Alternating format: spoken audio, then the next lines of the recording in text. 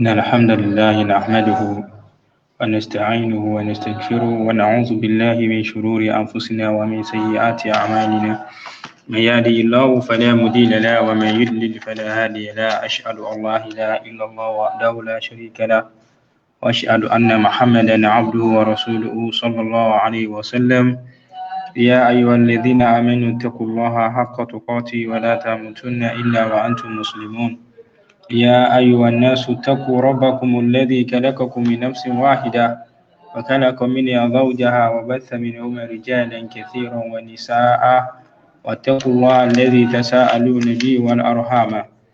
إن الله كان عليكم رقيبا يا أيها الذين آمنوا اتقوا الله وقولوا قولا سديدا يصلح لكم أعمالكم ويغفر لكم ذنوبكم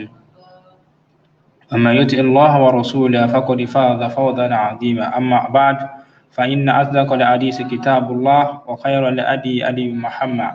وشر الأمور محدثاتها وكل محدثة بدعة وكل بدعة ضلالة وكل ضلالة في النار. السلام عليكم ورحمة الله وبركاته.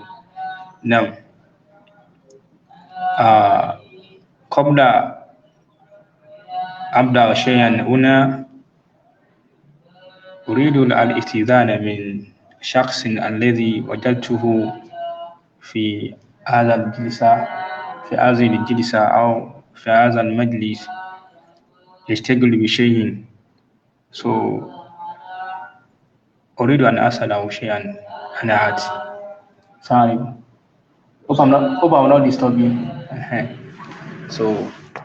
Nǹkan tí mo sọ ní Arabic ni pé mo bá èèyàn kan níjókòó bí báyìí tí wọ́n busy tí wọ́n ń ṣe nǹkan so that kí n gba èèyàn dá lọ́wọ́ wọn ṣé mi ò ní disturb. If I'm going to disturb you, I can go out. Right. Now, lẹ́ni a máa sọ̀rọ̀ nípa mo kàn fẹ́ ṣàlàyé díẹ̀ just little explanation about the particular issue tí ó ń lọ lórí Salafiyya ṣe Salafiyya, and at the same time mo fẹ́ expose. I just want to expose the ignorance of that guy tó pèrè ní Al-Abrad, Nakib Al-Abrari. Let me tell you something, Nakib. You know, traveling abroad to learn or to study is not an indication of knowledge. It is just a means of exposition or exposure, and it has many advantages. You understand? Ṣùgbọ́n Islam, when it comes to Islamic knowledge, what Islam recognizes as knowledge, ohun tí Islam gbà ní ìmọ̀ ni pé kí ni o? Ar-ruju' ila kitabi wa sunnah ala fahmi salafil ummah. Wa idha lam tastati' an tattakisa al-dalila aw nassa ala anwa'i kalamik takunu jahilan. Tí o bá ti lè lọ mú ọ̀rọ̀ kó lọ mú ẹ̀rí ọ̀rọ̀ lórí nǹkan tó bá fẹ́ sọ, kò sí nǹkan tó máa jẹ kọjá pé aláìmọ̀kan náà ló máa jẹ. Wa anta rajulu alladhi yazunnu bi anna al-ilma indak wa ana aqulu laka al-an bi annak laysa indaka ilmun bal indaka al-jahlun. You think you have the knowledge of Islam simply because you study in Jordan, you travel to London and all those things like that. I'm telling you authoritatively that you are a slave of ignorance. Mother for our references to just slave of ignorance, of Ijala Imaka, to Tiyewa in Isibai. Answer nípa Salafiyya, as-Salafi, àti àwọn ọ̀rọ̀ nípa bídíà. Mo was so disappointed when I listened to your program sent to me by one of our beloved person. Mo wo video yẹn from A to Z. Wallahi al-azim, I was very embarrassed. I was very, ojú tì mí gan fún ẹ. Wallahi, mo tún búra pẹ̀lú Allah. O kì í ṣe ẹni tó jẹ́ kó máa sọ̀rọ̀ nípa ìmọ̀ ẹ̀sìn. Níwọ̀n Nakib yẹn. O kì í ṣe ẹni tó yẹ kó máa sọ̀rọ̀ nípa ẹ̀sìn rárá. Àwọn tí wọ́n bá wá ń perú ẹ láàfáà, ẹja àwòrú wọn náà. Gbogbo ẹni tí bá ń perú Nakib láàfáà ẹ̀sìn, ẹja àwòrú òun náà ti ń sọ̀rọ̀. Mi ní jẹ́ kọ́rọ̀ mi pọ̀. torí mi ò ráyè èmi ò tí yín àdìjọ sí level kan náà aláì làásìm àjọ sí level kan náà èmi á kọ́ máa advice ẹ pé lọ kẹ́kọ̀ọ́ ìmọ̀ lórí manhaj ahli sunnah wal jamaa lọ kọ́ ẹ̀kọ́ ìmọ̀ gún àlẹ́ utlubu dhalika al-ilma min asli al-azim asli al-qawim níbi a strong foundation tí o lè mọ̀ tí o máa sọ̀rọ̀ táwọn onímọ̀ máa bó ń sọ̀rọ̀ wàláì tó wáá gbogbo eléyìí tó ń rojọ́ yìí ló bá ń pè ní ìmọ̀ wàláì al-azim anta jahil murakkab. You are a very gigantic ignorant. No be small ignorant o. Ignorance ti yẹn ní agbára gidi gan ni o, and I will give you many evidences from the Quran and Sunnah to show how deep your ignorance is. Ẹ ká lọ sínú Al-Quran, Quran chapter 7 verse 152, Suratul A'raf. Tí a fi lè mọ̀ pé bídíà ńkọ́ ẹ̀rí gbogbo tí yẹn bá ti ń ṣe tí ò bá ti ní proof, tí yẹn bá fi ń ṣe ìbádà tí ò bá ti lẹ́rìí, bídíà ni ó máa jẹ́. Our àdéhùn Allah lórí bídíà, the promise of Allah on innovators. Bismillahir Rahmanir Rahim. Yàrá sọ fún wa pé innal ladhina takasu al-ijla sayanaluhum ghadabun min rabbihim wa zillah fil hayati dunya. Allah ní àwọn tí wọ́n ṣe kíni o, tí wọ́n prefer ìkánjú, tí wọ́n mú kánjú, tí wọ́n kánjú gbogbo nǹkan tí wọ́n ṣe. Sayanaluhum ghadabun, ìbínú Allah yóò máa rọ́wọ́ tó wọn. Min rabbihim, àtọ̀dọ̀ bá wọn. Wa zillah fil hayati dunya, ìyẹpẹrẹ ó sì máa bá wọn láti ṣẹ̀mí wọn láyé wọn lọ ni. Allah wá ní wa kadhalika najzil muftarin, bẹ́ẹ̀ náà là ṣe máa ṣe ẹ̀san àwọn tí ń bá ń wọ̀n nǹkan sínú ẹ̀sìn. Gbogbo ẹni tí bá ti ń gbé nǹkan tó bá ti sínú ẹ̀sìn wá sínú ẹ̀sìn, bá ṣe máa ṣe ẹ̀san fóun náà ni ẹ̀san irú ẹni tàkọ́kọ́ náà ni ẹ̀san àwọn tí bá ń pè nǹkan míì lẹ́sìn. Al-iftira, kéèyàn wọ̀n nǹkan kó nínú ẹ̀sìn ló wà. Torí kí gbogbo nǹkan nínú ẹ̀sìn àṣàríhùn, Allah ni ṣàríhùn tí ń ṣe kí ni tó ń ṣe tẹ̀ṣìríhùn ni. Tó bá ti wá ní nǹkan kan bẹ nínú ẹ̀sìn, para ẹ̀sìn ni, ìbádà ni, ìjọsìn ni, tẹ̀ṣìríhùn ló ṣe yẹn, ó ṣe kí ni ó ti wọn nǹkan sínú ẹ̀sìn ni, al-iftira bi itadik innovation. Allah wá ní wa kadhalika najzil muftarin, bá ṣe máa san ẹ̀san àwọn tí wọ́n ń dá nǹkan sínú ẹ̀sìn náà nìyẹn. Kí lè fẹ́ náà àfa tábì àgbà tó náà sọ bẹ́ẹ̀, Ibn Waddah ó ní kí ni o, al-muftarin una alul bid'ah alul ahwa, àwọn oníbídíà, àwọn onífẹ̀ẹ́nú, òun ni al-muftarin bíbá yẹn dúró bẹ́ẹ̀. Nínú the same verse, nínú the same chapter ní verse 120 something lélẹ́yìn ìrántí 20 tó jẹ́ mọ́ṣá dé, Allah wá ń sọ bẹ́ẹ̀ pé kul innama harrama rabbi al-fawahisha ma dhahara minha wa ma batan. Ìwà Ànábì sọ fún wọn pé ọba mi ṣe léèwọ̀, ó ṣe ìbàjẹ́ léèwọ̀, èyí tó clear ń bẹ, wa ma batan àti èyí tó pamọ́, wal ismu wal bagyu bi ghairi al-haqq, ẹ̀ṣẹ̀ àti ìwà ìdọ̀tí ó ti yé báyìí ní bi ghairi al-haqq, kíyàn máa ṣe nǹkan tó kù tí ò lẹ́rìí ẹ̀rí, Allah ṣe léèwọ̀. Allah wá tún ní wa an tushriku billah, Allah tó wá ṣe léèwọ̀ tí yàn bá ṣe ẹbọ pẹ̀lú Allah, pẹ̀lú kí ni o ma lam yunazzilu bihi sultana, ohun tí ò ní ẹ̀rí tí yàn fi ṣe ẹbọ pẹ̀lú Allah. Wa an taqulu ala Allahi ma la ta'lamun, kí yàn máa sọ nǹkan nípa Allah inú ẹ̀sìn ló wà, Allah náà ó bẹ́ sì mú, a lè ṣe ma la ta'lamun, nǹkan tí yóò mọ̀ ara ẹbọ náà ni. Òun ni Ibn Qayyim al-Jawzi fi sọ yí pé wa shiriku wal bid'a qarinan, nígbè torí èdè yìí nǹkan kánà ti lè bídí ẹni àṣíríkú wal bid'a qarinan. Sheikh Nasiru Sa'di àwọn ni wọ́n sọ nínú tírà àwọn pé kí ni o, kánà ti lè shiriku qarinatan lé, kánà ti lè bid'a qarinatan shirik, nígbè bídíà ńkọ́ ọmọ ìyá ẹbọ ni. Ibn Qayyim náà sọ pé ńkọ́ bídíà ńkọ́ ẹbọ ni. Gbogbo àwọn àfáà ló gbà pé asul bídíà ẹbọ ni, bídíà ẹbọ ni lọ́rọ̀ kan. Káwá fáwọn àfáà kalẹ̀ tí wọ́n tú abẹ́bẹ̀ lọ, gbọ́n sábẹ́ ló gbà bẹ́ẹ̀ bọ̀, káwá fi yẹn lẹ̀ káwá máa dìísà Ànábì straight. Ànábì ní kullu bid'atin dalalah wa kullu dalalatin finnar. Gbogbo bídíà gbogbo àdádálẹ̀ ńkọ́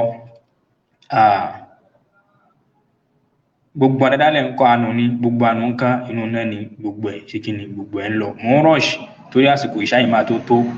èmi máa dẹ̀ fẹ́ excuse láti lè kí ìṣáì tó wá fẹ́ kí ìṣáì náà. Bídíà ẹbọ ni dínà láì ní ìméjì ń bẹ. Abdullah ibn Mas'ud ní kullu bid'atin dalalah wa in ra'a an-nasu hasanatan. Bídíà ńkọ́ gbogbo bídíà ẹ̀rí dọ̀láàlù ni, dọ̀láàlù nù bídíà, dọ̀láàlù kúfúrù ni. Kódà káwọn èèyàn rí ní nǹkan dáadáa kò ní jẹ́ dáadáa láyéláyé. Sàábí Ànábì ń gbàgbé ńkọ́ pé bídíà ńkọ́ ànú ni, kódà ńkọ́ káwọn èèyàn rí bó dáa ó fojú hàn kò lè dá láéláé.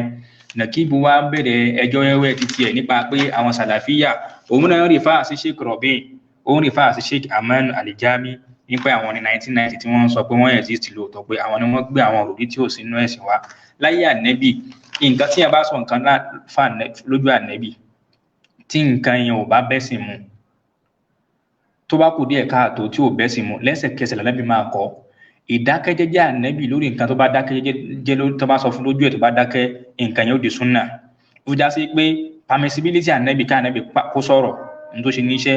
súnà ni, ohun tí wọ́n ṣe lójú ànẹ́bì tí ó sọ̀rọ̀ súnà ni, ohun tó náà pàṣẹ súnà ni. Tọ́ ká wá sọ pé tọ́ lójú ànẹ́bì wọ́n ṣépè fún ẹnìkan ànẹ́bì ní wọn gbọ́dọ̀ ṣépè fún ẹni tó lọ mutí tó bá mutí àwa sí masjid wọn á lóhun tí yóò wọn á nà lẹ́gbàá ó ti yé wọn á nà lẹ́gbàá 40 á sọ pé á tún wọn á tún nà lẹ́gbàá. Àdìsí yẹn popular ẹ̀ṣẹ̀ máa kà á mo fẹ́ sáré mẹ́nu bà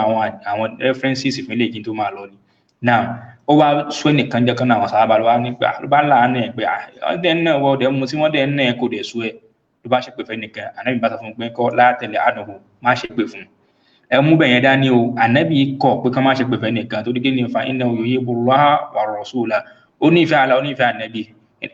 ànábì fi Islam nílẹ̀ fẹ́ni tí ìmùtí fine. Lójú ànábì náà ni wọ́n ti wá pẹ́ nìkan náà ní mùnáfìkì kèfèrí nígbà tí Sulikowe sírọ̀ tó sọ fún ànábì pé innaka lam ta'dil tó wà ànábì ṣe déédéé o pín dáadáa o. Ànábì ni wayhak ànábì ni tí wọn ò bá ṣe déédéé talento wá fi ṣe déédéé. Ànábì ni ana aminu ma fi sama èmi ni olùfọ̀kànbalẹ̀ ni tí ń bẹ ní sama. Tọ́ ẹmọ ìyá wa nẹ́ẹ̀sì ànábì wá Abdullahi ibn Umar ló bá sọ pé no Umar ibn al-Khattab bá sọ pé ó ní ìzánlí adìrẹ́bù onukọ̀ ààrẹ monafik ànábì yẹ̀ǹda fún mi kí n bẹ́ monafik lórí monafik níbi ààyè yẹn torí nífàkì náà pé méjì Nàkíbù wò mọ́ nǹkan tó ju ẹ̀mí rẹ̀ ló máa ń dá sí. Nífàkì pé méjì nífàkì tíyẹn kọ̀ǹdẹ́mù ànábì tó fi àìṣe déédéé lọ ti tara ànábì nífàkì kúfúrú ní kì í ṣe nífàkì ẹ̀ṣẹ̀. Ó wá ní ànábì yẹ̀ǹda fún mi kí n pa ẹni yìí ànábì sọ fún mi pé má pa á ṣùgbọ́n ànábì sọ fún mi pé má pè ní monafik. Ànábì sì ń kọ́ ti bí ẹ̀ṣẹ̀ ẹni tí ó dìsáàfù kẹ́ làánà ẹ̀ ó ní má làánà ẹ̀ ẹni tó wá dìsáàfù monafik kèfèrí ọ̀run ẹ̀yẹn ànábì ò yọkù ń bẹ̀ ó kọ́ ní má pa ni. Ànábì wá sọ àwọn reasons tí ò gbọdọ̀ fi pa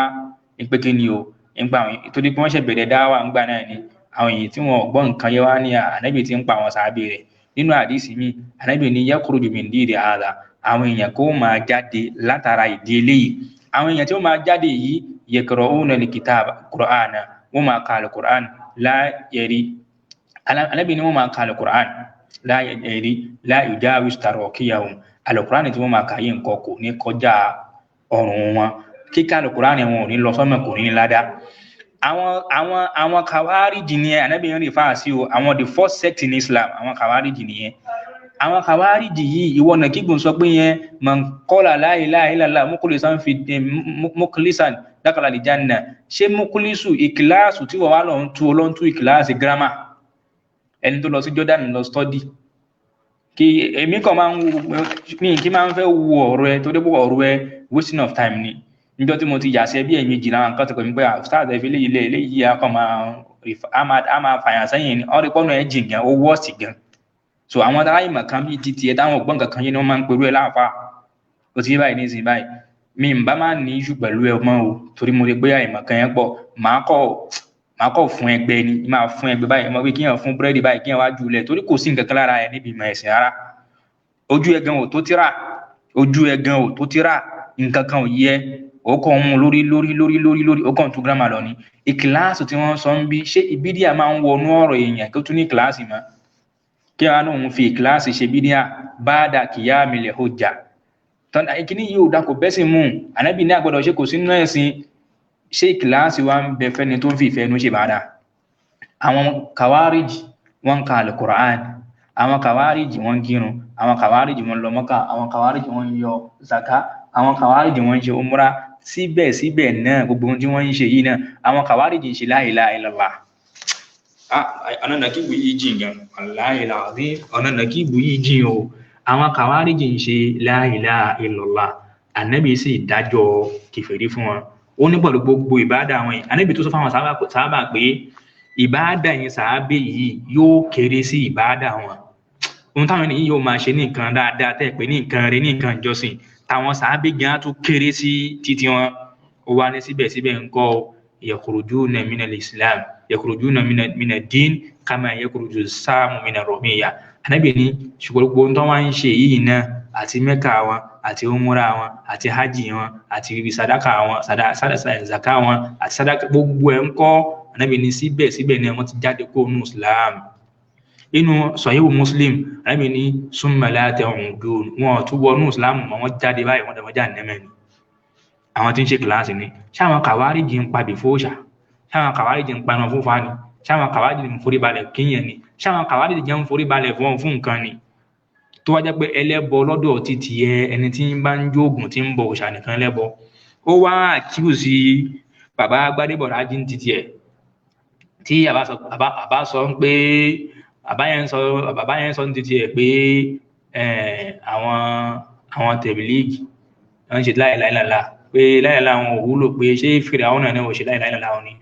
Nàkíbù ń sọ pé bàbá yẹn ọ̀rọ̀ burúkú ló sọ, ọ̀rọ̀ kọ́rọ̀ ọ̀rọ̀ òṣì ló bàbá yẹn sọ. nígbà àwọn la ilaha illallah pé ṣé ẹ wá ń fi wé Fíráúnà tó pẹ̀rẹ̀ ní Ọlọ́run lẹ́nu títí ẹ̀ bó ṣe sọ nìyẹn o. nǹkan kan wọ̀nyí Nàkíbù yẹn, èmi sọ pé Nàkíbù làbúrò àríyàn gan àìmọ̀ kan ló yẹ kó máa jẹ́ àwọn èèyàn àwọn ẹni rẹ̀ gan òkín náà wọ́n jẹ́ Nàkíbù làbúrò rẹ̀. Nàkíbù juhala ní kó máa jẹ́ Nàkíbù àjuhala, olórí àwọn aláìmọ̀kan òun ló yẹ kó máa jẹ́. ọ̀rọ̀ rẹ̀ pọ̀ gan-an tó jẹ́ fáírọ́ọ̀sì ni, èmi kàn fẹ́ fún ẹ ní antivirus kì í fi rọ́bìṣì ọ̀rọ̀ ẹ̀ dànù tó ọ̀rọ̀ ẹ̀ kan àwọn èèyàn kan sẹ́nu rẹ̀ sí pé ẹ wọ ẹni tọ́rọ̀ yín tún sọ, mo ní kí ló tún wì. mo wá farabalẹ̀ lénìí, mo wá wòran lẹ́yìn gbà tó tẹ̀ mí lọ́wọ́ gba jẹ́ kí n ẹsẹ̀ ń díẹ̀ sí mi jẹ́ kí n wò, mo wá wò bá pé eléyìí nǹkan ń ṣe eléyìí fa torí pé wọ́n ọ̀pọ̀sì àfáàdárù òun lòun náà ló gbaná jẹ fún. Nàkíbù tó ń sọ tọ̀wọ́n bọ̀ náà ẹ wo bá ànábì ṣe ti ṣe kí ni o,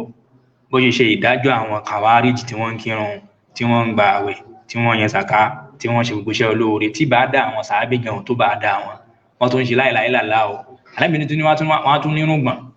kó tó wọn tún ní balẹ̀, ànábì tó fi ròyìn wọn. ṣùgbọ́n síbẹ̀síbẹ̀ ńkọ́ ànábì tí wọ́n ní pé tásìkò wọn bá bòmù láyé òun máa pa wọn bá náà ṣe kí ni o, bọ́n ṣe pa àwọn adàlẹ̀wò láàní.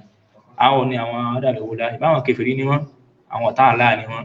ànábì wá ń sọ fún àwọn sàábé pé tọ̀ táwọn àsìkò yìí bá dé kẹ́ ẹ máa pa àwọn kàwárìjì ni, ẹgbẹ́ kó olórí ìlú ìgbà náà àti bíi pírẹsidẹ́ǹtì ìlú ìgbà náà kó ṣe kí ni o, kó máa pa wọn ni. ṣẹ́mọ̀ ó lè fẹ́ ṣìyàn lé mọ̀ pé àwọn tó ń ṣe la ilaha illallah arábìnrin ni fa inna fi qatlihim ajra, ibi kẹ́ ẹ pa wọn gan sẹ̀fù gan ládàá tún wà ń bẹ̀. èmi kàn ń ṣe léyìí mo fi ń clear àwọn ọ̀rọ̀ tí bàbá yẹn ń sọ torí pé òun náà fẹ́ defend àfáà ẹ̀ tí wọ́n oppose. tó bá ti ń oppose àfáà yín pẹ̀lú àwọn nǹkan tá àfáà yẹn sọ tó kù díẹ̀ káàtó, inú máa ń bí ní wàláhì kò sí dá jẹ́ wọ́n á tẹ̀síwájú. Nàkíbù bá tó ní àwọn oní sàlàfíyà, ó ní àwọn sálàfí ó ní ọ̀nà méjì làwọn máa tú sí. ó sọ ọ̀rọ̀ ẹ̀sìn di gírámà nígbà tí yàn ń tú lógà, ọ̀nà méjì làwọn máa tú sí. àwọn á tú sí aláwọ̀kọ́ gbogbo mùsùlùmí sàlàfíyùn ni wọ́n, gbogbo ẹni tó bá ṣe kí ni o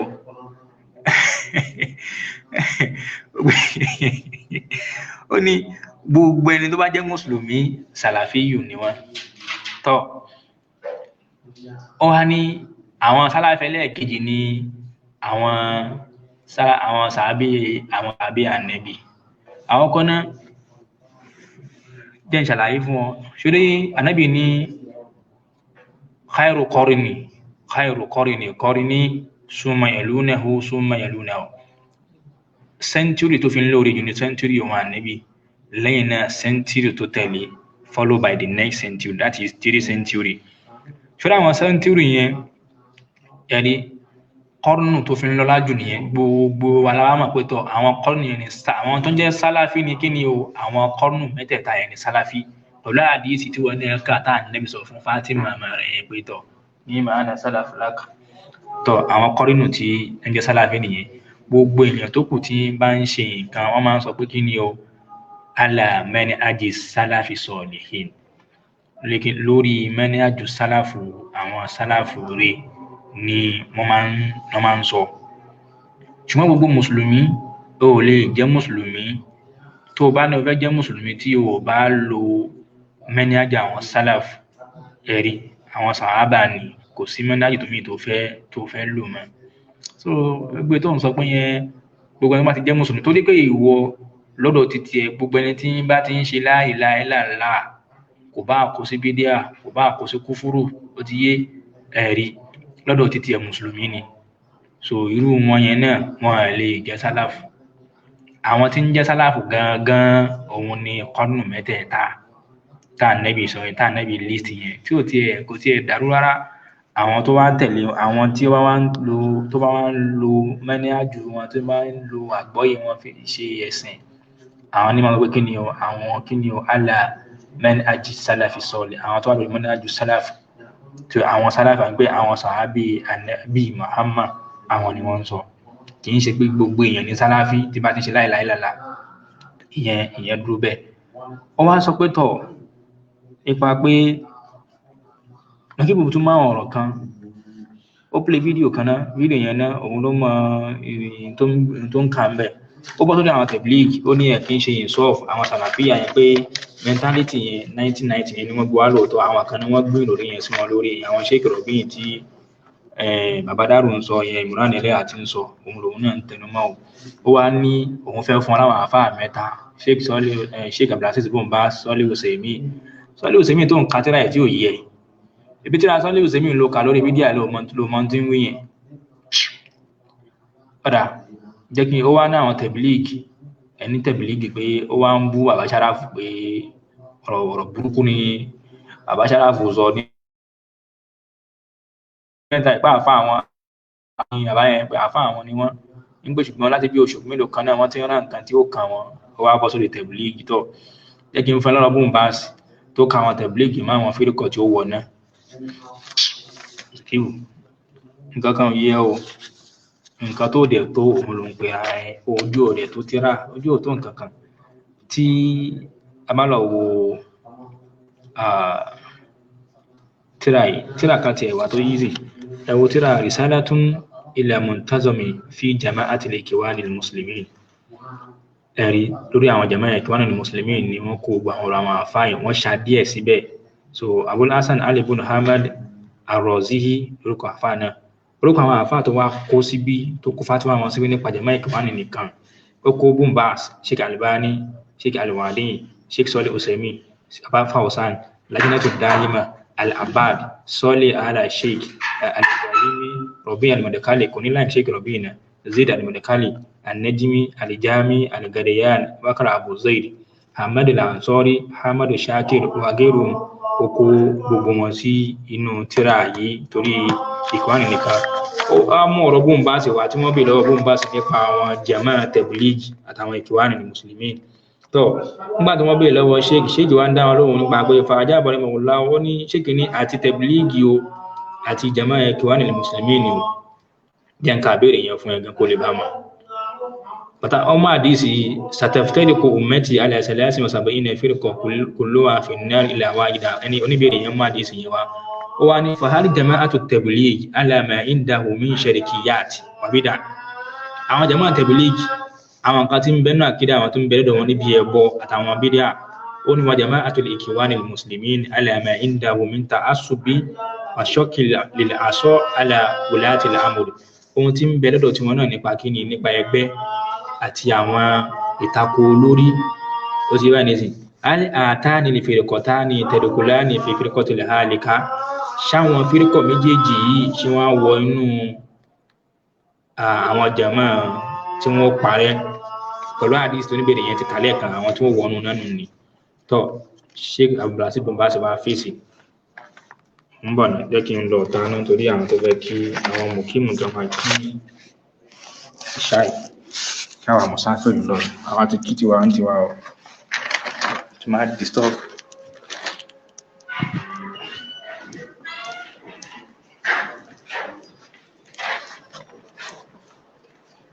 Alexander, how was your day? Let me finish what I'm doing here. Now,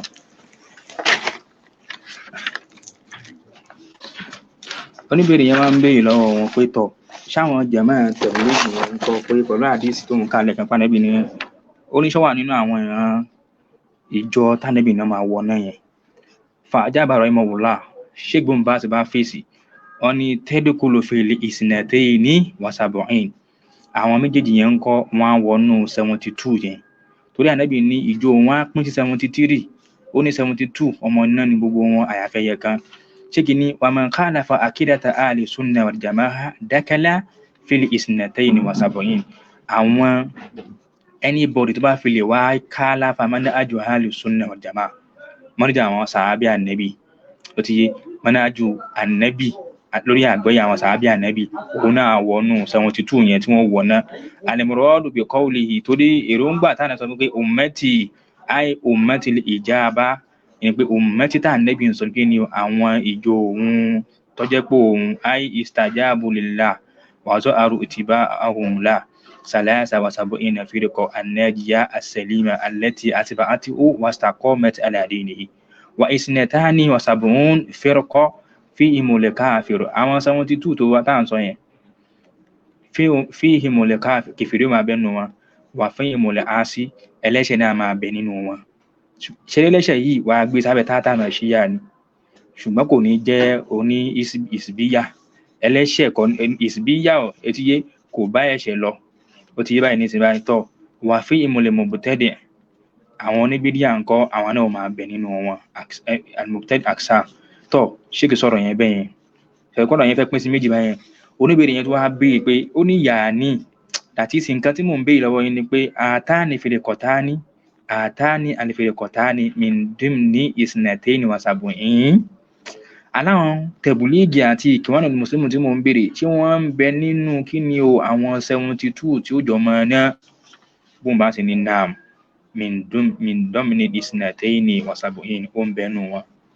ó ń bẹnu àwọn 72 yẹn bóun bá sì lọ sọ eléyìí ṣé bóun bá sì náà sálàfí 1990 lòun náà ṣé bóun bá sì náà sálàfí 1990 lòun náà ní tó ka Talibani fún ẹ nípa ìkíwánì mùsùlùmí tọ́ wọ́n bí lọ́wọ́ ṣe kọ́ọ̀lá rahimahullah nígbà tí wọ́n bí lọ́wọ́ wọn ṣé kì ní laysu sawaban an yuqal anna al-ikhwana al-muslimin ahli sunnah li'annahum yuharibuna sunnah kò sínú òdodo kò sínú déédéé kana àwọn jàmáà ìkíwánì mùsùlùmí ní pé kí ni ahli sunnah ni wọn bí kí n kí annahum wọn ní anna minhum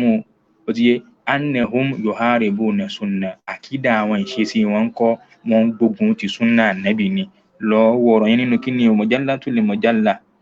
ní 806 lọ́hárí ń bẹ́ ọ̀rọ̀ Sheikh Albani nìyẹn gbogbo tíra yìí látòkè délẹ̀ gbogbo kódà àtàwọn ayélujára dáyìmọ̀ gbogbo tíra yìí from A to Z lórí Ikhwanul Muslimin ni lọ́wọ́ kó kájáde fún wa káwáka lọ́ọ́ kájáde fún wa ń bẹ̀ Risalatun ila muntazami fi jama'atil Ikhwanil Muslimin òun lórúkọ tíra náà lọ́ọ́ wà jáde tí ò wá dẹ̀ ní freestyle wá pdf ẹ̀ àṣẹ́ǹdì ẹ̀ sí ẹ olódò ọmọ tọ́ lọ́kì ò bá tó sọ pé ó ní ó ti kà ó ní àwọn ọ̀rọ̀ kan tó tún sọ ó ní àwọn jàmáà tẹ̀bùlíìgì ní pé jàmáà tẹ̀bùlíìgì yẹn pé nínú àbòsí ni kíyàn má ṣe insaf nínú àbòsí ló wà kíyàn sọ yí pé jàmáà tẹ̀bùlíìgì ń kọ́ ò ní pé oníbídíà ni wọ́n pé kèfèrí ni gbogbo wọn ní pé a máa sọ àwọn àṣejù nínú wọn ni pé gẹ́gẹ́ bá a ṣe ní aláṣejù nínú Súfí la ní aláṣejù nínú Sálàfí yìí tẹ̀ ń ṣe yẹn náà la tún ní aláṣejù nínú àwọn Ahlu Sunnah náà a ṣàlàyé àwọn aláṣejù bẹ̀ ní ìwé aláṣejù bẹ̀ ìgbà tó gbádùn torí wọn náà sọ pé àwọn àfáà tí wọ́n sọ̀rọ̀ ẹ̀sìn oníwọ̀n náà pọ́rọ̀ òṣì lọ́n sọ wọn gbádùn wọn náà wò wá òkè ààrẹ òyá náà torí àìmọ̀kan ẹ̀ wallahi lazim ó pọ̀ ó tún wá ní ìgbéraga pẹ̀lú ẹ̀ ó ní ìgbéraga pẹ̀lú àìmọ̀kan ó lè sọ̀rọ̀ 10 minutes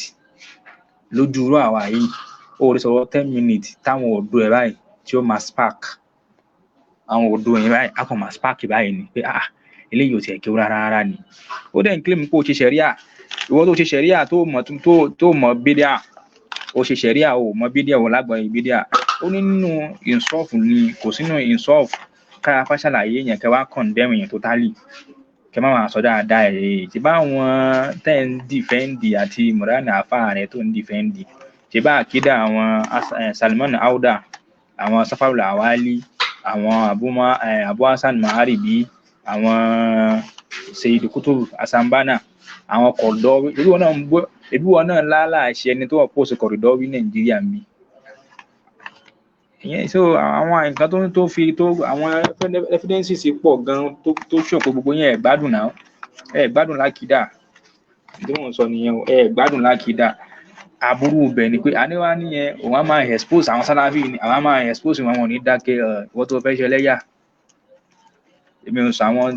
àwọn tí wọ́n mọ tán ń ṣe o kí ló fẹ́ expose àdìsí ò yí ẹ o mọ̀dọ̀ yín fún àdìsí o mọ̀ yàtọ̀ láàrin àdìsí àti mọ̀kúf nǹkan kan ò yẹ ń bẹ̀ aláìnkan kan ò yẹ fa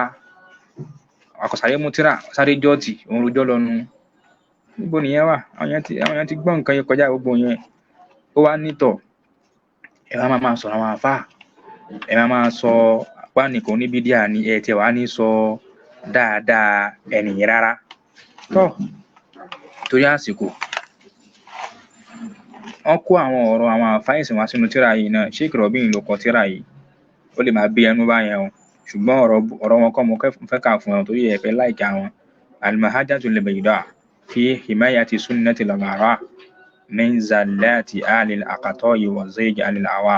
ti Sheikh Robin ni ọ̀rọ̀ àwọn àfáà yẹn kankan wọ́n kọ́rọ̀ wọn wá síbi pé tó bá lọ sínú tíra àwọn àfáà yẹn tó má ju àwọn tíra wọn fún yẹn wà láwọn ọ̀rọ̀ yẹn náà ń bẹ ṣùgbọ́n àfáwà yìí nǹkan wọ́n compile gbogbo ẹ̀ sí báyìí so ó sáré ìrọ̀rùn easy fún yàn láti sáré mú gbogbo ẹ̀ sójú kan náà láyé ní máa kó tíra káàkiri wọ́n béèrè lọ́wọ́ Sheikh Abdulaziz Ibn Baz nípa pé wọ́n ní wasuila sama'ati Sheikh Abdulaziz Ibn Baz rahimahullah so àfáà lọ àfẹ́sọ̀wọ́lá fún ẹgbẹ̀rún nígbà tí wọ́n ṣe wà láyé ni nípa pé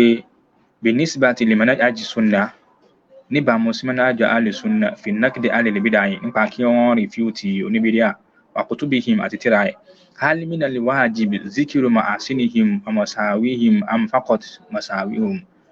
masawihum ní pé ṣé nínú déédé ló wà ṣé nínú ọ̀ranyàn ló wà ká máa dárúkọ dáadáa wọn pẹ̀lú bídíà wọn tá a fẹ́ ṣàlàyé yẹn ṣọ̀ranyàn ni لكن المعروف في كلام أهل العلم نقد المساوي للتعذير وبيان الأخطاء التي أخطأوا فيها للتعذير منها أما الطيب معروف مقبول طيب لكن المقصود التعذير من أخطائهم الجهمية المعتزلة الرافضة وما أشبه ذلك tó ṣé kí ni gbogbo àwọn eléyìí tá a sọ yìí gba pé tọ ohun tó dáa ni pé kí ni o ibi ọ̀rọ̀ àwọn onímọ̀ ni pé kí ni o kíyàn ọ̀rọ̀ dà kíyàn condemn wọn kó refute wọn nípa kíni níbàámu sí káwọn lè máa kó lè bá jẹ́ ìṣọ́ra fáwọn èèyàn àti kíyàn ṣàlàyé àwọn àṣìṣe wọn eléyìí tí wọ́n ṣàyè àṣìṣe tó deserve kíyàn ṣọ́ra kó ń bẹ́ẹ̀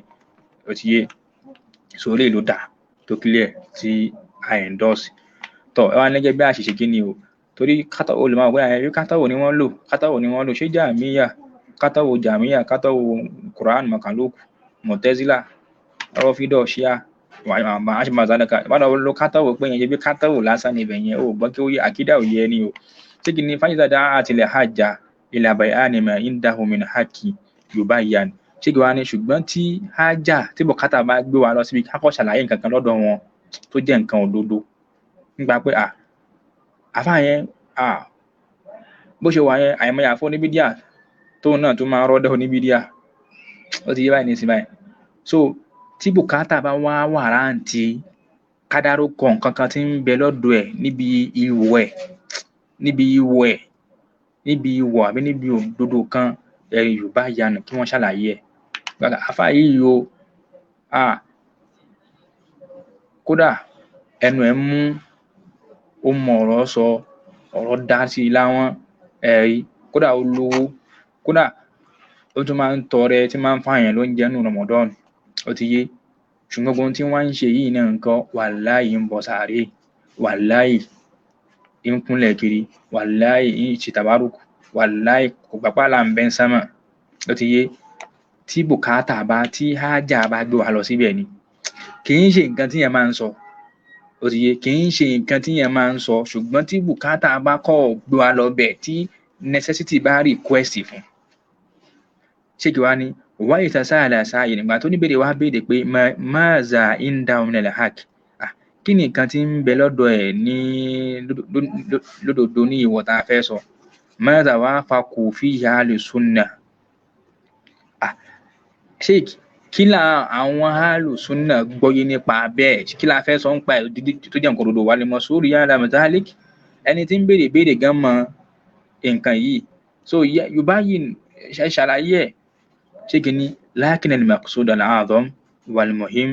bayanu ma indahu min al-batil. ṣéèkì ní ṣùgbọ́n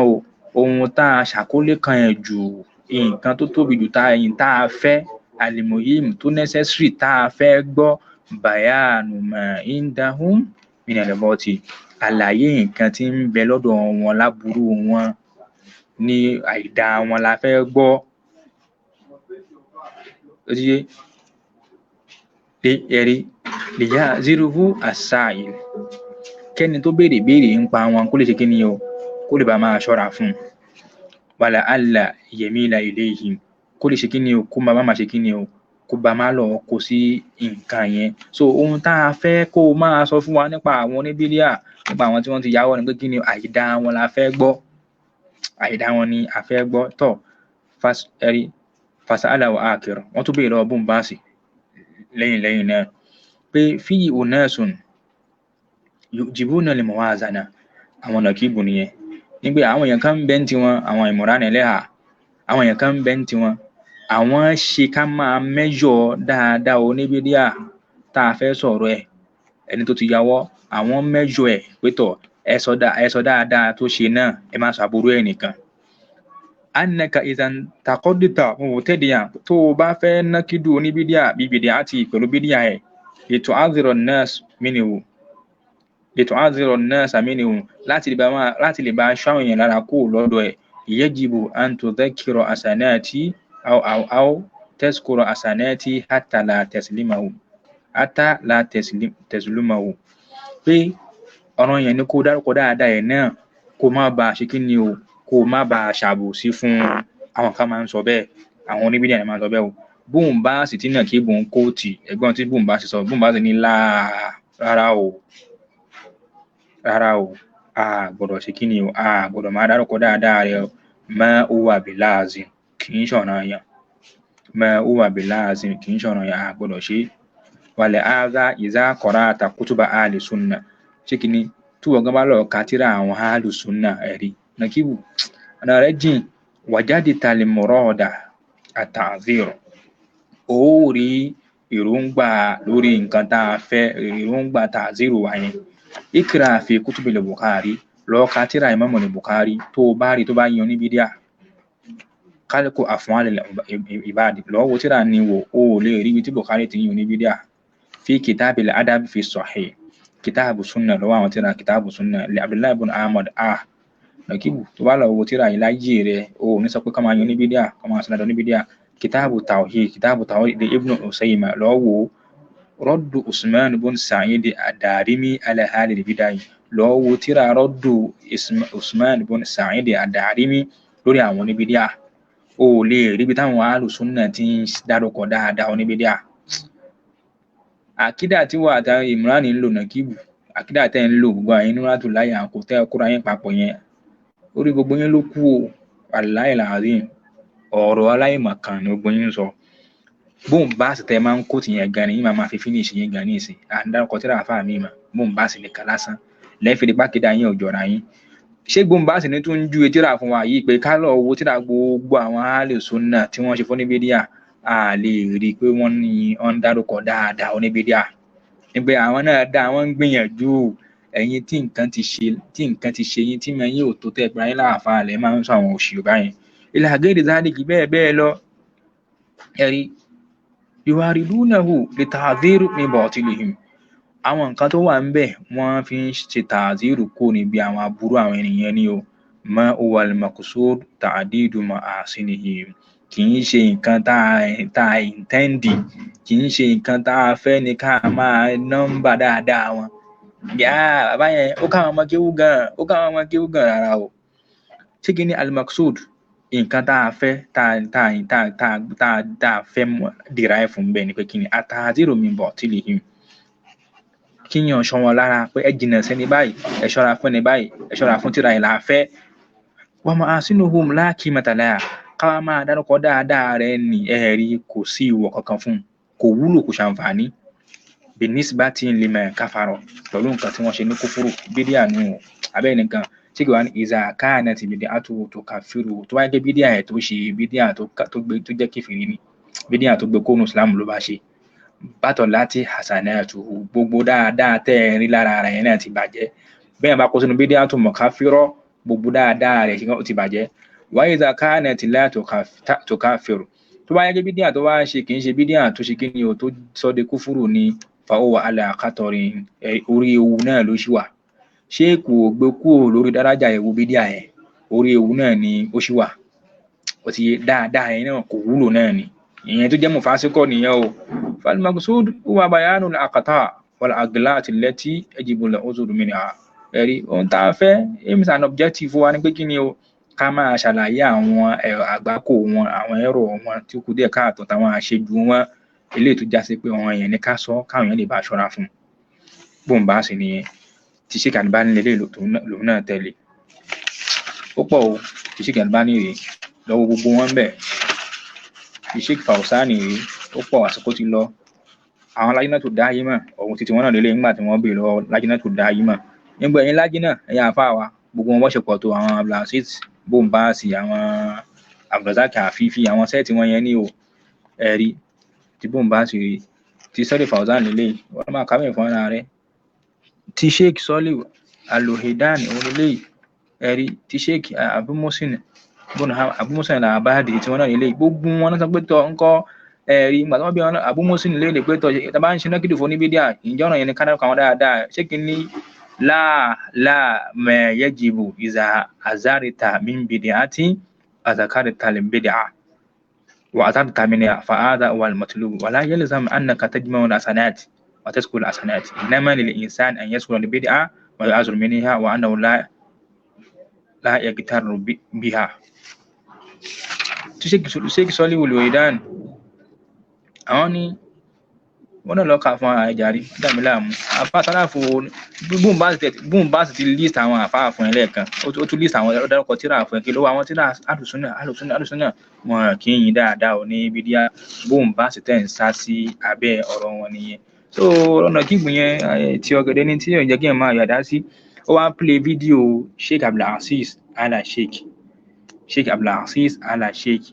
Sheikh yẹn wá ń sọ̀rọ̀ nípa àwọn tí wọ́n máa ń le koko tí wọ́n máa ń bani jẹ́ tí wọ́n máa ń bà dá èèyàn tó máa fẹnu gúnyàn ẹni bí ajílẹ̀ mukhalafati qasira lórí àwọn minor differences àwọn normal differences Sheikh yẹn ń sọ̀rọ̀ nípa àwọn ikhtilaf àwọn Allahu Akbar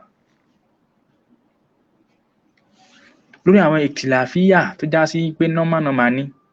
káàfà onímọ̀ méjì kí wọ́n ṣe kí ni o kí wọ́n má gbọ́ra wọn yé lórí ẹ̀ kí kálukú ní different opinion káwọn kan wá torí pé opinion àfáà kan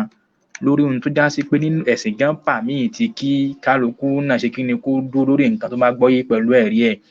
àwọn èèyàn kan wá dúró síbẹ̀ wọ́n wá ń torí ẹ̀ kórìíra àfáà mi pé ìwà burúkú ni ìwà eléyìí nígbà innaha min khutuwati shaitan nínú àwọn ète ṣètọ́nù nìyẹn tí máa ṣe kí ni o tí fi ń dàlú mọ̀rù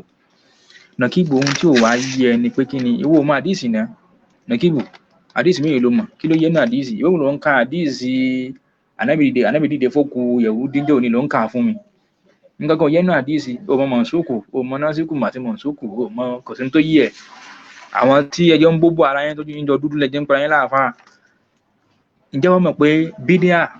ohun tí ṣètọ́nù láìkì jù ni bídíà nínú nǹkan tí ṣètọ́nù fẹ́ràn jù láyé bídíà ni ẹ̀rí ẹ̀ pọ̀ gan mẹ́rin la fẹ́ kà fún ròwọ̀ yìí so lọ́nà kíbu ń ṣọ̀rọ̀ nìkan tí yẹn ká máa darẹ̀ láàmú náà nǹkan kínní kí ló yé náà kíbu ó wá ní ó ní ọ̀rọ̀ ó ní àwa àtòrí ìpínyà jẹ́ oníṣúfí àwa ní ọ̀rọ̀ oníṣúfí tí kò bá ti tako kìtáàbù àwa ní mú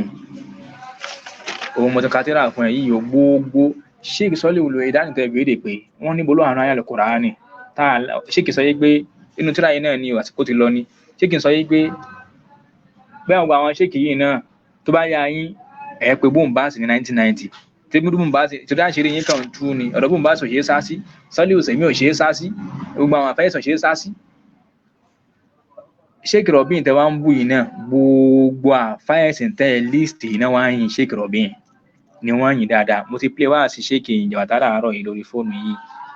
ní paríparí tí wọ́n yin Sheikh Robin tí wọ́n ṣe ń yin Sheikh Robin tí wọ́n yin Sheikh Robin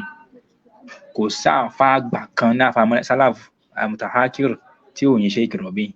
àfẹ̀yìn oníkìwáni alágbàkú wọ́n dárúkọ àfà Nàkíbù náà ń pè láàfà orí ẹ̀ ti yí torí òun sọ pé àwọn àfà tí wọ́n sọ̀rọ̀ pé ọ̀rọ̀ òṣì ni wọ́n sọ̀rọ̀ burúkú ni wọ́n sọ orí tiẹ̀ gan ti yí orí ẹ̀ ó ti yí o mọ tó ń ṣe kọ́ ń gbé gòsójú kiri máa wọ kíní kiri ó ń tara rẹ ní àwọn tẹ́jọ́ ń tara yín máa tara yín níwájú àwọn akọ́ṣẹ́ máa ṣe nọ́ńsẹ́ǹsì yẹn èèyàn kan máa ń wò èèyàn máa fẹ́ sọ̀rọ̀ pé kíyàn kọ́ fi ẹlẹ̀ pé wó ẹ fi Nàkíbù lẹ̀ ó ń ṣe fàájì tiẹ̀ ní o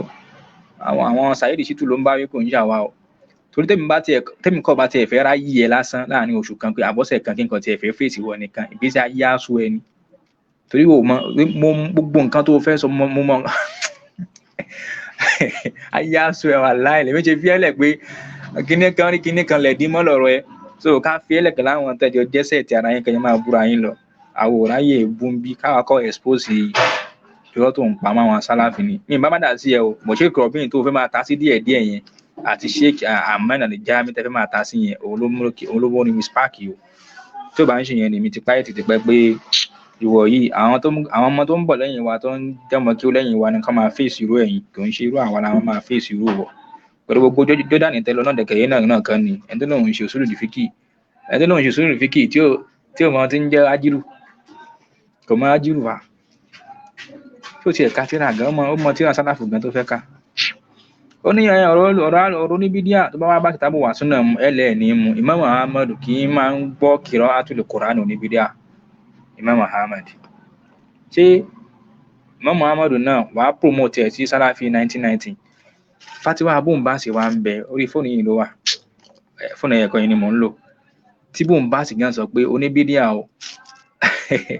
a gbọ́dọ̀ sálámọ̀ sí a gbọ́dọ̀ dáhùn sálámù ẹ̀ a gbọ́dọ̀ yẹn ní ìmọ̀ọ́mù ó tán Bombas gangan ló sọ bẹ́ẹ̀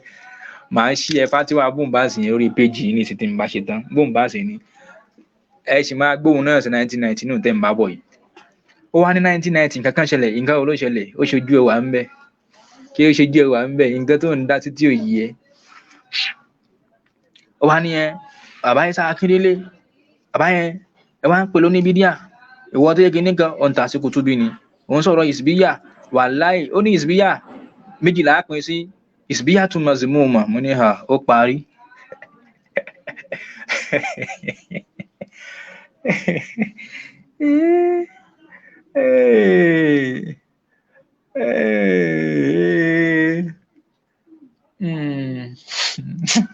àwọn ìsìbíyà kan bẹ tá a máa bú wọn ìsìbíyà kan bẹ tẹ́ ẹ̀ ní bú wọn àwọn ìsìbíyà ò lè máa bú wọn jàre àwọn ìsìbíyà tó jẹ́ àwọn tá a máa bú ní àwọn tí wọ́n bí àwọn tó ń bọ Ṣàngó tó náà wọn onífá àwọn yẹn ni kúlù hizbi mímọ́ra dé ìfàdùkù tálẹ̀ Kùránì ó rí pé ó ti yáwọ́ nǹkan ti ṣí ẹ́ Wallahi Nàkíbù nǹkan ti ṣí ẹ́ o Wallahi al-azim kódà gbogbo tíra àfá ayé nípa fírọ́kù wọ́n máa ń lo áyà yìí wala takunu minal mushrikin innal ladhina farraqu dinahum kanu shi'an kullu hizbin bima ladayhim farihun gbogbo àfá Sálàfù ayé nípa ìsbíyà wọ́n máa ń lo tíra yìí gbogbo wọn náà máa ń lo áyà ìsbíyà náà rí àti sataftariqu ummati àti wa'tazil tilkal firqa kullaha ṣé áyà tá Ànábì ní sataftariqu ummati ila 73 firqa níbo ló ti pín ìsìbíyà ń bẹ tá Ànábì tó sọ pé fa'tazil tilkal firqa kullaha ó ní kulluha fin nari illa wahida kúlù lọ tó kúlù kágbọ̀ àbí wọn máa tó kúlù bíi àfáìsà òkè tó ní kúlù tá Ànábì sọ pé kúlù majority ní túmọ̀ kò túmọ̀ gbogbo nǹkan pé majority ní ṣé wọn náà máa tó kúlù bẹ́ẹ̀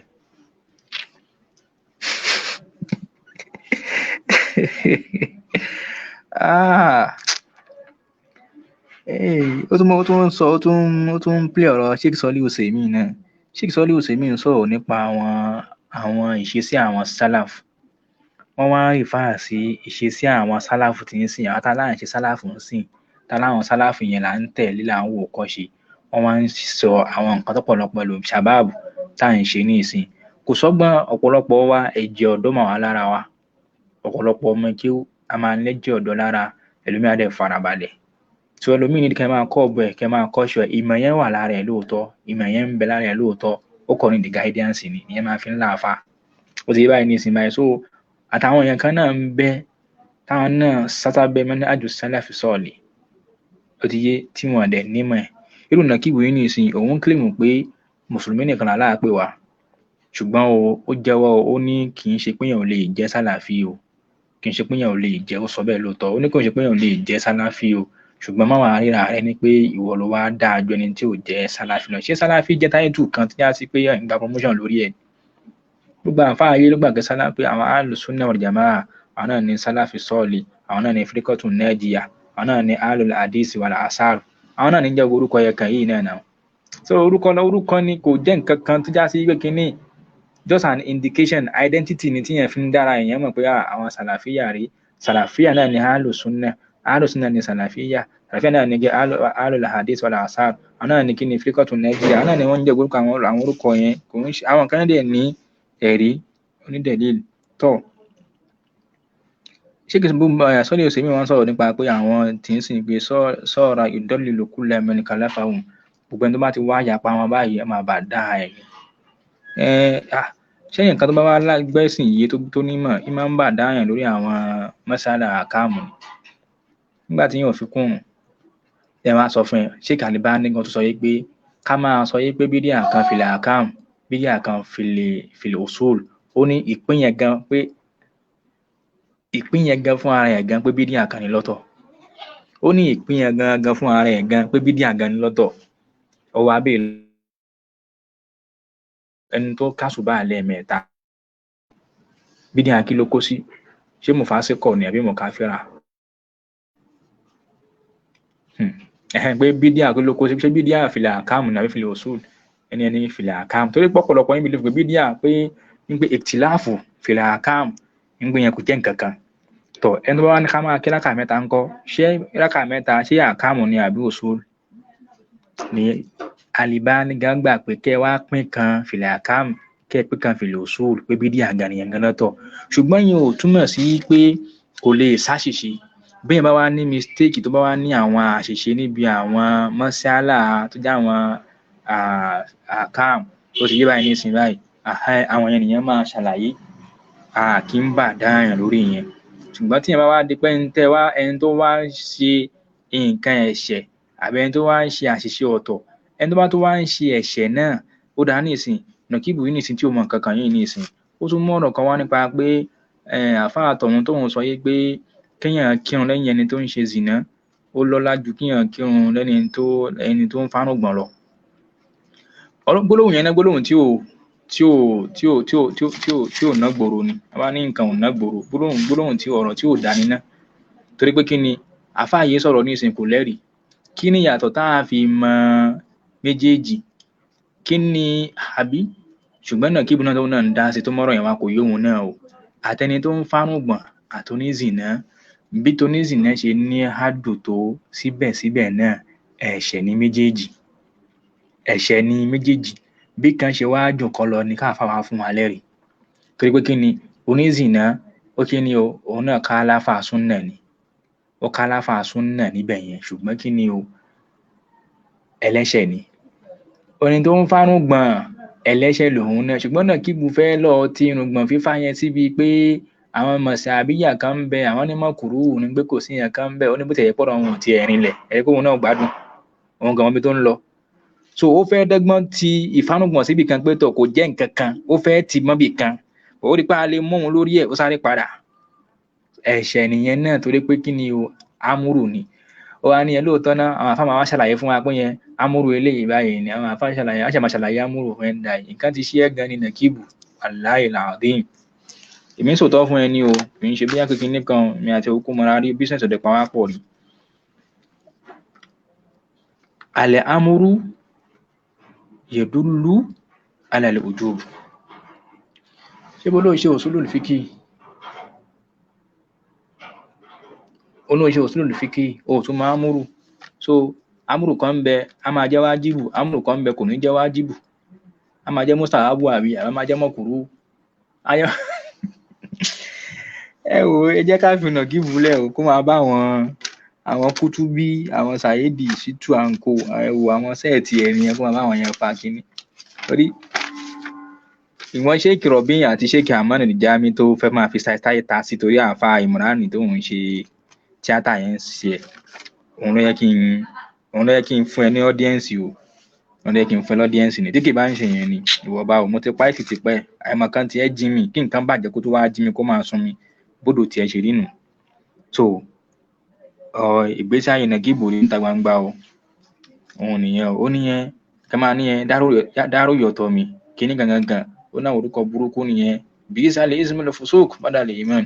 tá a máa rí sí tán ń tó olóní the last time náà kò yí ẹ, ọmọ táyà yẹn náà ń sọ kò yí ẹ.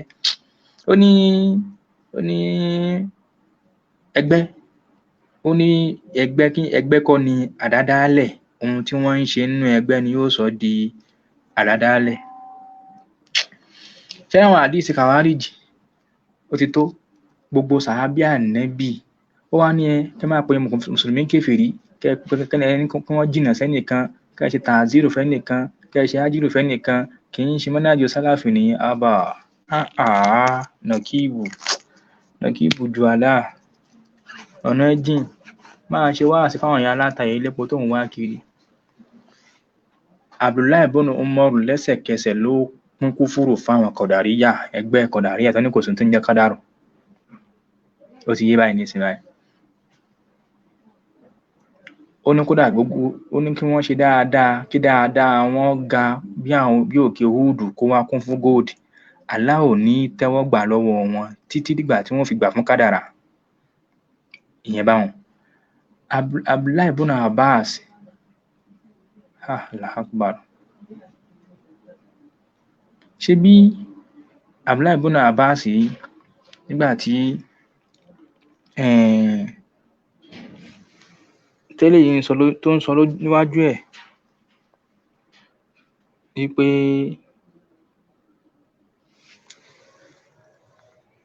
kí ilé tó ń fò káàkiri, ṣé bí Abdullahi ibn Abbas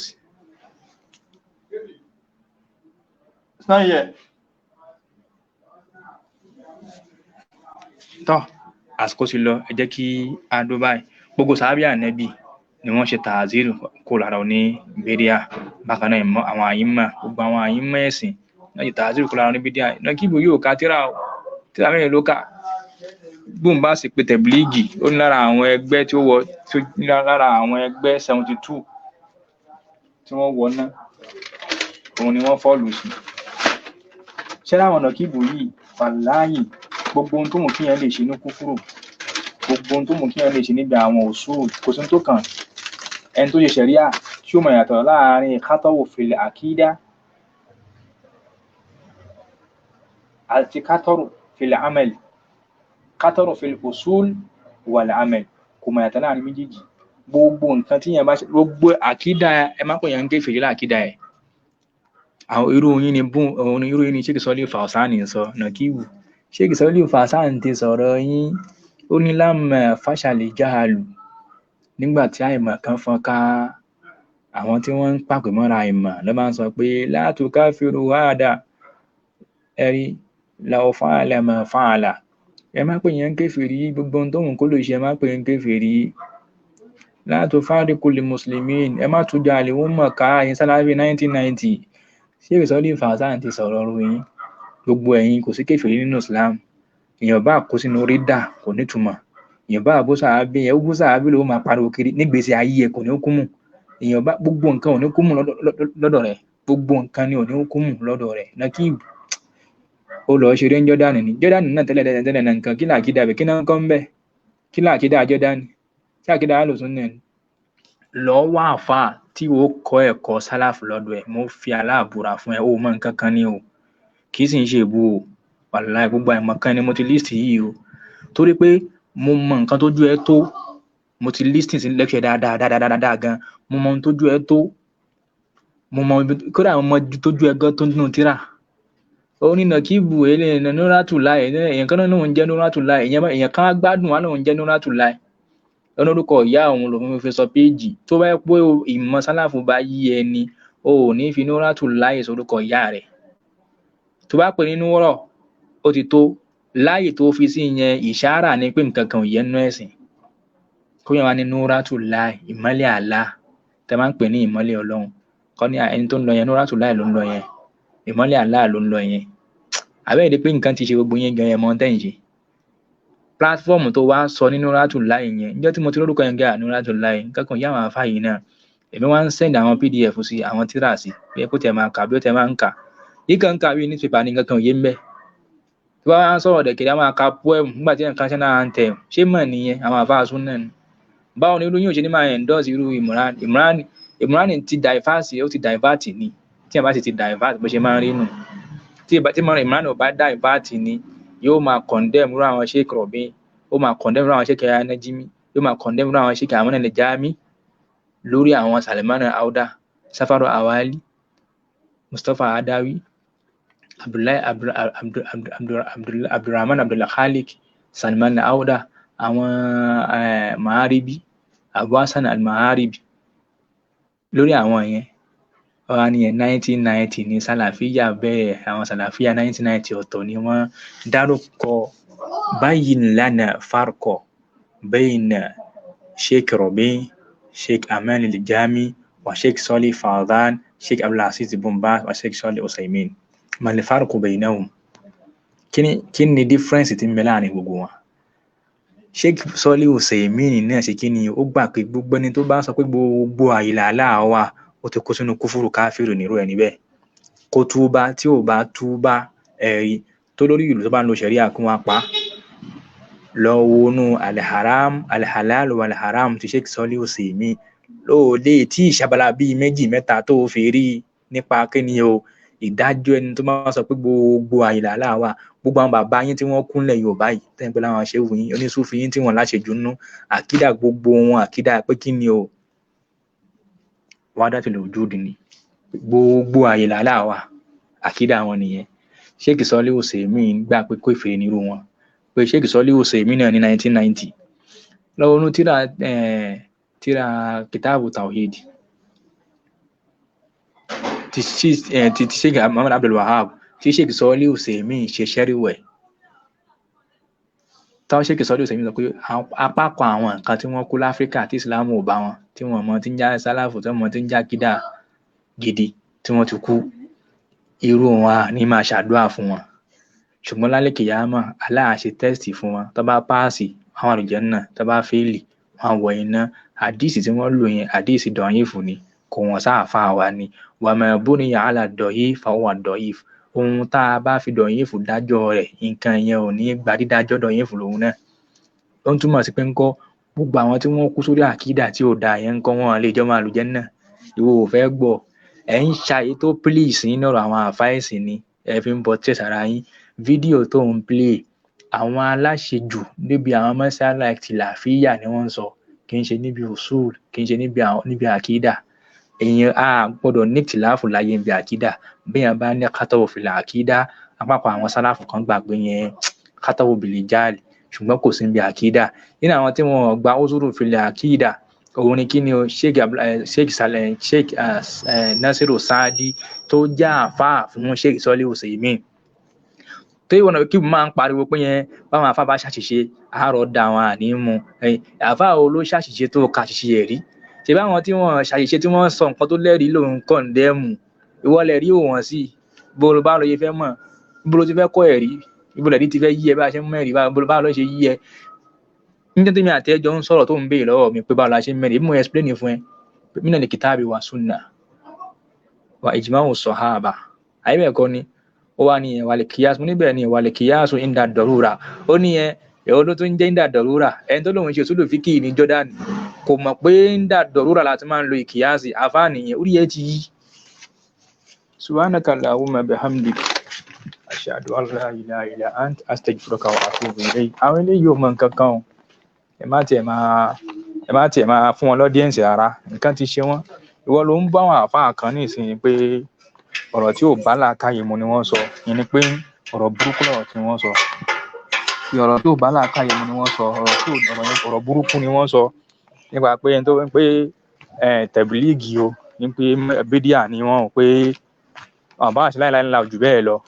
orí bídíà ni wọ́n wà. Ó ní subhanallah, ọ̀rọ̀ burúkú lọ̀rọ̀ yẹn o. Ànábì ní man qala la ilaha illallah mukhlisan dakhala al-jannah. Ẹni tó lóun ṣe òṣòlù fíkì ní Jordan, ní yunifásitì ní Jordan, ẹ wò pé sí ayé ẹ̀ bó ṣe rí. Ẹ wò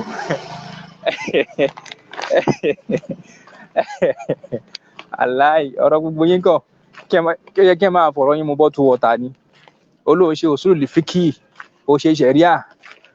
ṣẹ̀ríà, ó mọ̀ pé ń dàdọ̀ tí ò bá sí Allahu tí ò bá sí ẹ̀rí la máa ń lo kìyàsì, kò mọ̀ pé ń dàdọ̀ rúra ni. Imam Ahmad gan sọ pé tí ò bá ti ṣe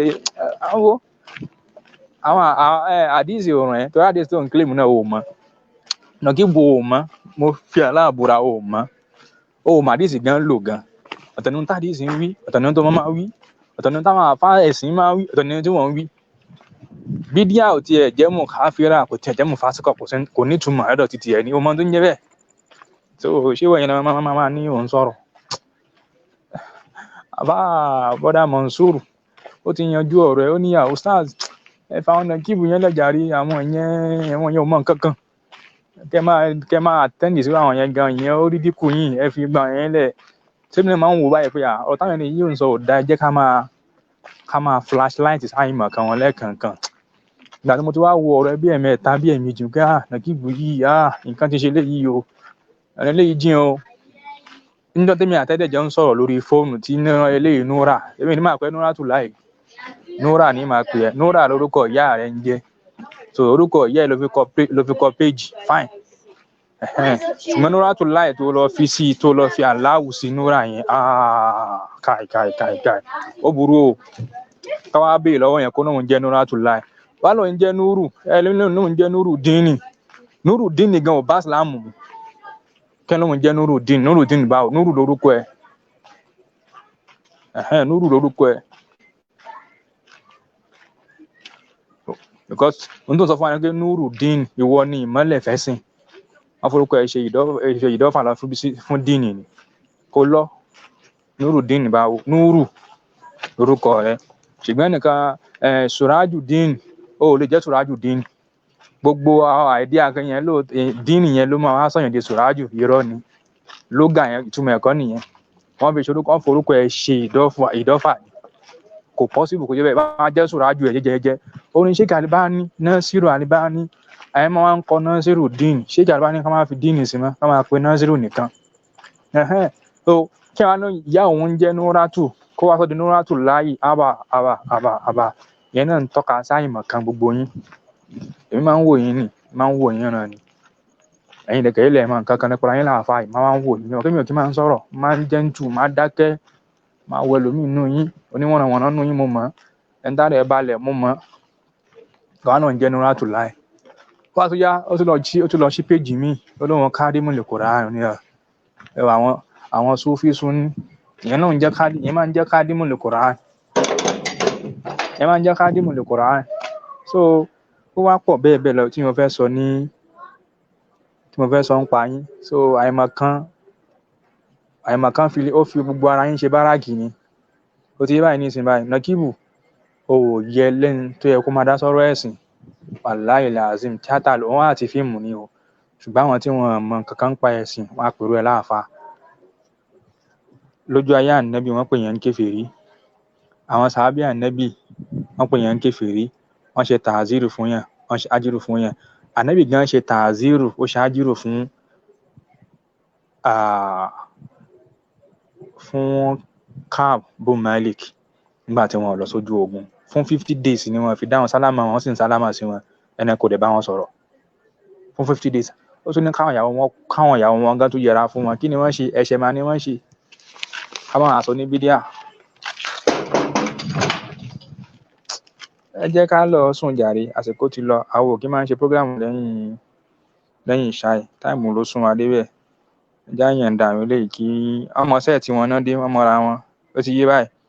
Ẹ̀yin brothers àti sisters tẹ́ bá ti rí àwọn yẹn, ẹ pa wọ́n tì jàre. Ṣùgbọ́n ẹ̀kọ̀ọ̀kan tó bá kàn ti fẹ́ dá confusion lẹ̀, ẹ lè máa pa àkíyèsí yẹn sí o. Torí mi ò kí ń wò wọ́n o, mi ò sínú page anybody. Assalamu alaikum warahmatullahi wabarakatuh. Kò sí náà ni.